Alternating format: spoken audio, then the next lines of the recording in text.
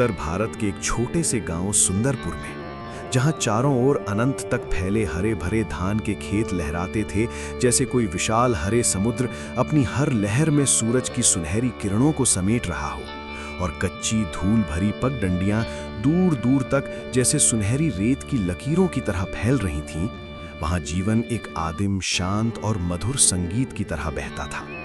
गांव के पास से बहती सरस्वती नदी की पतली मगर जीवंत धारा खेतों को छूते हुए ठंडी बूंदों की फुहारें उड़ाती पूरे वातावरण को मानो स्वर्गीय शीतलता में ढक देती। मिट्टी के घर, जिनकी दीवारों पर सफेद चूने से महीन, जटिल और कलाकुशल आकृतियां उकेरी गई थीं, कतारों में ऐसे खड़े थे जैसे समय ने उन्हें वहां हमेशा के लिए जड़ दिया हो।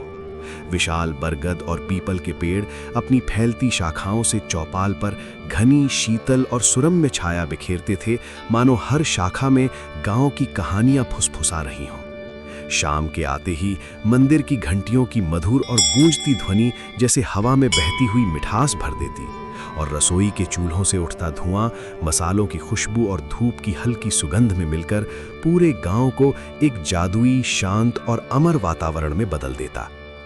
गांव वाले सरल और मेहनती लोग थे। धूप में तपे हुए चेहरे वाले किसान, जिनकी मजबूत भुजाएं और खुरदुरे हाथ सालों की मेहनत का गवाह थे। कुम्हार, जिनकी उंगलियां हमेशा मिट्टी से सनी रहती और जिनकी हर मूर्ति में गांव की आत्मा झलकती।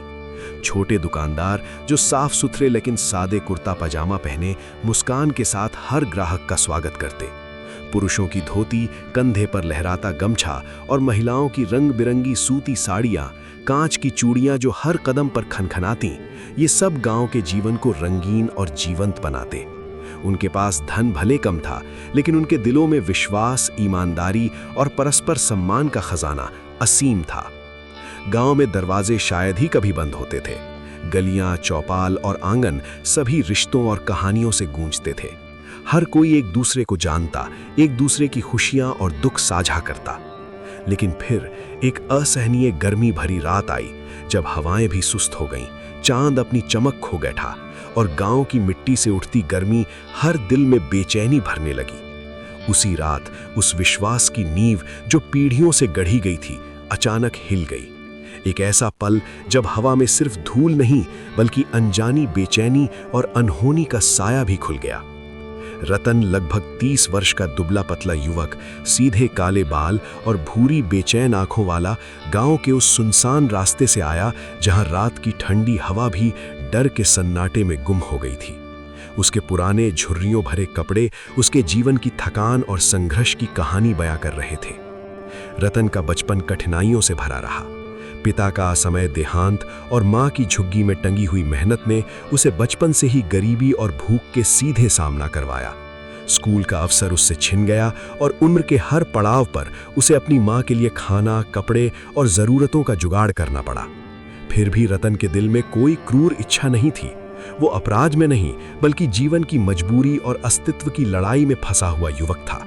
उसकी आंखों में थकान, डर और चिंता का एक मिश्रित भाव था। एक ऐसा भाव जो मानो कह रहा हो कि ये दुनिया उसके लिए कभी आसान नहीं रही। उसने सुना था कि सुंदरपुर गांव भोला और मासूम है। यहाँ लोग दरवाजे बंद नहीं करते। रतन ने इसे अपने लिए आसान मौका समझा। रात का अंधेरा गहरा और भारी था। दिए बुझ चुके थे, चांद बादलों में छिप गया था और केवल झींगरों की एकाकी आवाज ही गलियों में गूंज रही थी। रतन चुपचाप संकरी गलियों में फिसलता चला गया। उसकी चाल हवा की तरह नरमी और गुप्त थी। उसने एक घर की अलमारी से चांदी के गहने चुराए जो मध्यम रोशनी में चमक रहे थे, और दूसरे घर से अनाज के बोरे के नीचे रखे पुराने सिक्कों की बचत झपट ली। हर कदम पर उसकी धड़कन तेज, हर सांस में डर और उत्तेजना की मिठास थी, जैसे वो जानता हो कि यही रात उसकी किस्मत बदल सकती है। लेकिन अच्छाई और अपराध के बीच की लकीर उसकी आंखों में धुंधली हो चुकी थी। सुबह होते ही सुंदरपुर गांव में हड़कंप मच गया। हर गली, आंगन और चौपाल में भय और आश्चर्य का मिश्रण फैल गया। 60 वर्षीय किसान रघुनाथ, जिनकी सफेद मूछें और झुर्रियों भरा चेहरा उनके लंबे जीवन के संघर्षों की कहानी बयां कर रहा था, व्याकुल होकर बोले, ये किसने किया? संदेह धीरे धीरे बातचीत में घुलने लगा। जो पड़ोसी कल तक साथ बैठकर चूल्हे की धुआं और बातें साझा करते थे, आज एक दूसरे को शक की नजरों से देखने लगे। दुआ और हंसी की जगह अब डर और अशांति ने ले ली। शांति का पर्दा टूटकर भय की ठंडी हवा में बदल गया। गांव वालों ने पास के कस्बे की पुलिस को तुरंत सूचना दी। दोपहर तक इंस्पेक्टर देव 2 सिपाहियों के साथ सुंदरपुर पहुंचे। इंस्पेक्टर देव 35 वर्ष के लंबे और सुदृढ़ शरीर वाले अधिकारी हर कदम में अनुशासन और आत्मविश्वास का भाव लिए हुए थे। उनकी तीखी आंखें हर छोटे से संकेत को पकड़ लेतीं, सजी हुई मूछें उनकी गंभीरता को बढ़ा रही थीं और सधा हुआ व्यक्तित्व हर ग्रामीण के मन में सहज भय पैदा कर रहा था। उन्होंने साफ सुथरी खाकी वर्दी, चमकते जूते और सिर पर टोपी पहन रखी थी, जैसे हर विवरण में पुलिस का मानक और शान झलकता हो। वे धीरे धीरे टूटी कुंडियां, बिखरा सामान और पैरों के निशान देखने लगे। तभी उनकी नजर कुछ अलग बात पर ठहरी। कुछ निशानों पर ताजा गीली मिट्टी लगी थी। इंस्पेक्टर देव ने मिट्टी को ध्यानपूर्वक हाथ में लिया, उसे उंगलियों के बीच मसलकर उसकी बनावट, नमी और दिशा को परखा। उनके चेहरे पर हल्की चमक और ध्यान की गहरी झलक थी, जैसे उन्होंने अभी-अभी कुछ महत्वपूर्ण सुराग पकड़ लिया हो, जो इस चोरी की गुत्थी को सुलझाने की चाबी बन सकता था। पिछली रात नदी के पास वाली पगडंडी पर नहर के रिसाव की वजह से कीचड़ गहरा और चिपचिपा हो गया था, जबकि बाकी रास्ते सूखे और सुरक्षित बने थे। इंस्पेक्टर देव ने बरगद के विशाल पेड़ के नीचे गांव वालों को इकट्ठा किया। उनकी गंभीर लेकिन शांत आवाज में कहा, चोर आपके गांव का नहीं है, ये मिट्टी बाहर से आई है, आपस में शक मत कीजिए। गांव वालों के चेहरों पर राहत की लहर दौड़ गई। भले ही चोरी ने उनके विश्वास को हिला दिया था, लेकिन अब उन्हें थोड़ी सांत्वना मिली। उसी समय श्याम, 12 वर्ष का छोटा कद वाला लड़का, दुबला पतला, चमकती आंखों वाला और अपनी मां के साथ छोटे झोपड़ी जैसे घर में रहने वाला, नदी के किनारे खेल रहा था। उसकी मां खेतों में मेहनत करती थी और श्याम अक्सर घर के काम और छोटे बच्चों की देखभाल करता था। सुबह के समय श्याम ने नदी किनारे देखा कि एक अजनबी आदमी पुराने बरगद के पेड़ के पास छिपा हुआ था। श्याम की आंखें चौंधिया गईं, दिल में डर और उत्सुकता दोनों उमड़ उठीं। वो चुपचाप पेड़ के पीछे जाकर रतन के हर कदम को ध्यान से देखने लगा, ये समझते हुए कि ये कोई गांव का व्यक्ति नहीं है। जब शाम हुई, श्याम धीरे धीरे इंस्पेक्टर देव के पास गया। वो छोटी सूती कुर्ती और घुटनों तक निकर पहने था, पैरों में चप्पल भी नहीं। उसकी आवाज में संकोच था, पर सच का साहस झलक रहा था। साहब, उसने धीरे से कहा, मैंने सुबह एक अजनबी को पुराने बरगद के पास छिपते देखा था। सूचना मिलते ही पुलिस तुरंत उस स्थान पर पहुंची। घनी झाड़ियों के पीछे एक कपड़े की थैली पड़ी थी, जिसमें चोरी के गहने और सिक्के रखे थे। पास ही रतन छिपा बैठा था। रतन ने भागने की कोशिश की, लेकिन 2 सिपाहियों ने उसे जल्दी पकड़ लिया। उसकी आंखों में आश्चर्य और हताशा दोनों झलक रहे थे। जीवन की कठिनाई और मजबूरी ने उसे यहां तक पहुंचाया था, लेकिन अब इंस्पेक्टर देव के सामने उसका खेल खत्म हो गया था। थाने में रतन ने सिर झुका लिया। मैंने सोचा था कि भोले लोग आसान निशाना होते हैं, मुझे लगा कोई ध्यान नहीं देगा। इंस्पेक्टर देव ने दृढ़ स्वर में कहा, सादगी को कमजोरी मत समझो, ये लोग शांत हैं पर एकजुट हैं।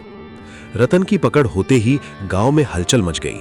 कुछ लोग खुश थे कि अपराधी पकड़ा गया, कुछ के चेहरों पर अब भी चिंता की लकीरें थीं। ये व्यक्ति आखिर क्यों आया और क्यों चोरी की? इंस्पेक्टर देव ने रतन को बरगद के नीचे बैठाकर पूछा, तुम कौन हो और ये सब क्यों किया? रतन ने हिचकते हुए सिर नीचा किया। उसकी आंखों में थकान, डर और एक प्रकार की लज्जा साफ दिखाई दे रही थी। धीरे धीरे उसने अपनी कहानी सुनाई, कैसे बचपन से गरीबी ने उसे मजबूर कर दिया, कैसे उसकी मां के लिए उसे कभी कभी चोरी करनी पड़ी और कैसे जीवन की कठिनाइयों ने उसे यहां तक खींचा। गांव वाले चुपचाप सुन रहे थे। कुछ की आंखों में सहानुभूति चमक रही थी, जबकि कुछ के चेहरों पर अब भी अविश्वास और हैरानी थी। इंस्पेक्टर देव ने ठंडी सधी आवाज में कहा, रतन, तुम्हारा अपराध गलत है, लेकिन तुम्हारी मजबूरी भी हमें दिख रही है। तुम्हें सजा मिल सकती है, पर इसे समझदारी और दया के साथ सुलझाया जाएगा। उन्होंने गांव वालों से कहा कि उन्हें रतन के साथ कठोरता न दिखानी चाहिए। उसने यहाँ के लोगों को नुकसान पहुंचाया, लेकिन ये हमारे विश्वास और मानवता का भी परीक्षण है। हम उसे न्याय और सुधार दोनों देंगे। रतन को गिरफ्तार किया गया, लेकिन उसकी आंखों में अब डर के साथ साथ राहत भी थी। उसने महसूस किया कि उसके जीवन की कड़ी जद्दोजहद के बावजूद इंसानियत अभी भी मौजूद है। गांव वालों ने देखा कि अपराध और मजबूरी के बीच की ये कहानी केवल रतन की नहीं थी, ये उनके अपने विश्वास, समझदारी और दया की भी परीक्षा थी। धीरे धीरे गांव में शांति लौट आई और श्याम अपने साहस के लिए इतराने लगा। उसने दिखा दिया कि कभी-कभी सबसे छोटे कदम भी सबसे बड़ी सच्चाई की दिशा में मार्गदर्शन कर सकते हैं। चोरी का सामान वापस लौटा दिया गया। लोगों की आंखों में राहत के आंसू थे। महिलाएं अपने गहने सावधानी से सीने से लगा रही थीं, जैसे हर कंगन और हार ने उन्हें एक बार फिर सुरक्षा और अपनत्व का एहसास दिलाया हो। बच्चे अपने घरों की ओर दौड़ रहे थे और बुजुर्ग मुस्कुराते हुए एक दूसरे से आंखें मिला रहे थे। सूर्यास्त का समय था। चारों ओर सुनहरी रोशनी बिखरी हुई थी। बरगद और पीपल के पेड़ों की लंबी झूमती छायाएं गांव के घरों और गलियों पर पड़ रही थीं, मानो प्रकृति भी इस शांति और बहाली का जश्न मना रही हो। मुखिया श्यामलाल, 55 वर्ष के गरिमामय व्यक्ति, सफेद कुर्ता धोती में चौपाल पर खड़े थे। उनके चेहरे पर गंभीरता और संतुलन का मिश्रण झलक रहा था। उन्होंने गांव वालों की ओर देखते हुए कहा, हम सरल हैं, पर एकजुट है। कोई बाहरी हमारे विश्वास को नहीं तोड़ सकता। गांव वाले सहमति में सिर हिलाते हैं। धूल के कण हवा में धीरे धीरे तैर रहे हैं और पक्षियों का झुंड अपने घोंसलों की ओर लौट रहा है। नदी और खेतों में सूरज की लालिमा जैसे स्वर्ण रेशमी पंख फैलाए हुए थी।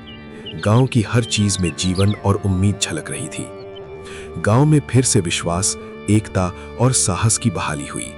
रतन, अब थका और भावुक, दूर बैठकर देख रहा था कि यह छोटी सी घटना उसके जीवन को भी बदल गई। उसने महसूस किया कि मानवता, दया और एकता की शक्ति ही सबसे बड़ी है। ये शक्ति गरीबी, अपराध और कठिनाइयों से भी ऊपर है। गांव वालों की मुस्कान और प्रकृति की शांति में रतन को अब समझ आ गया कि कभी-कभी सही रास्ता चुनना मुश्किल होता है, लेकिन इंसानियत और विश्वास हमेशा उसका सबसे सशक्त साथी बनते हैं। सादगी कमजोरी नहीं होती, एकता भय से अधिक शक्तिशाली होती है, और विश्वास जब मिलकर संभाला जाए तो अटूट बन जाता है। दोस्तों, ये कहानी सुनने के लिए दिल से शुक्रिया। अगर आपको ये पसंद आई तो सब्सक्राइब करना ना भूलिएगा। ऐसे और अनसुनी कहानियों के लिए मेरे चैनल को जरूर चेक करें।